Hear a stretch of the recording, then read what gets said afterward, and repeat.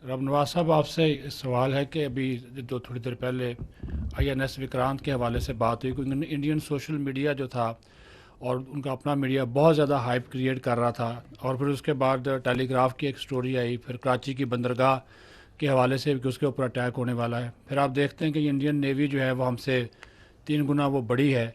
तो लेकिन आपने ये भी कहा कि हमारी जो फोर्स जो है वो खामोश फोर्स है।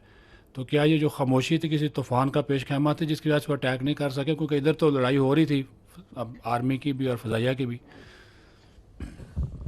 जी बहुत शुक्रिया।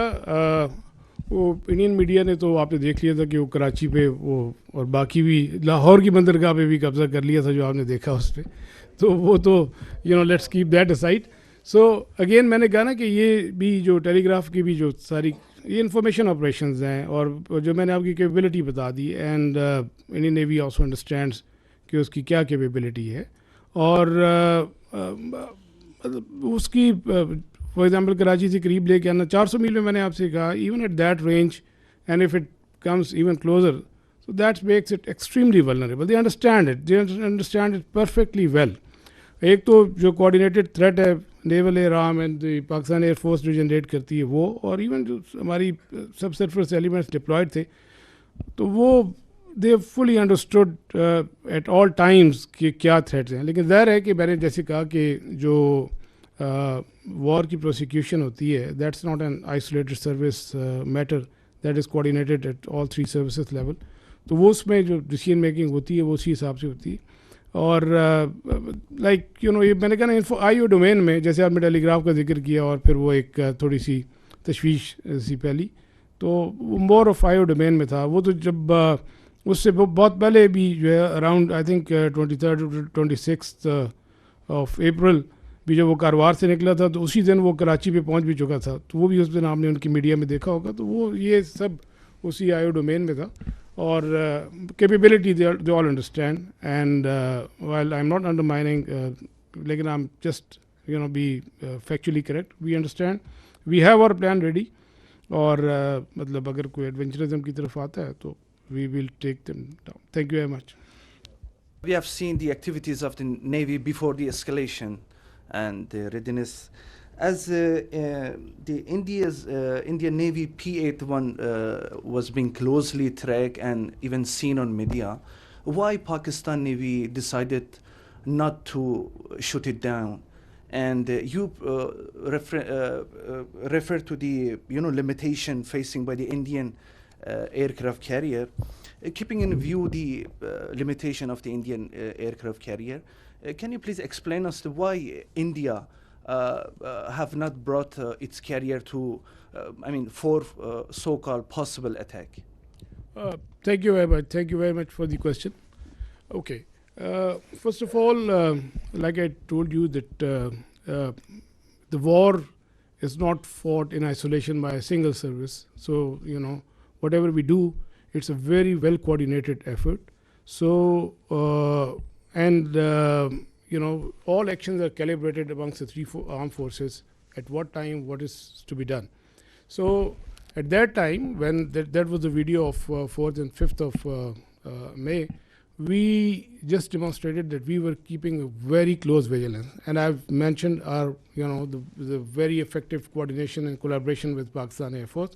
So I'll not go into those details because of the operational security reasons, but essentially that was simply to send across a message that if we can track, so we can go to the next level, but that is based on the national decision making line. That's not an isolated. The Navy will always act in sync with the all 3 services, and that would be a national security decision making thing. So when the time will come for that to happen, so inshallah we will respond in that fashion. The aircraft carrier, I mentioned, for example, we can have that slide, Kazim, if he's here.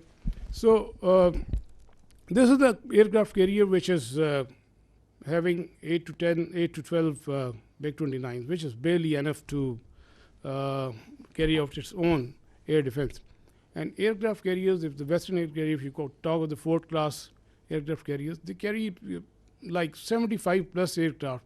And the purpose is to project the power and to have the air superiority in a theater of war. Yeah.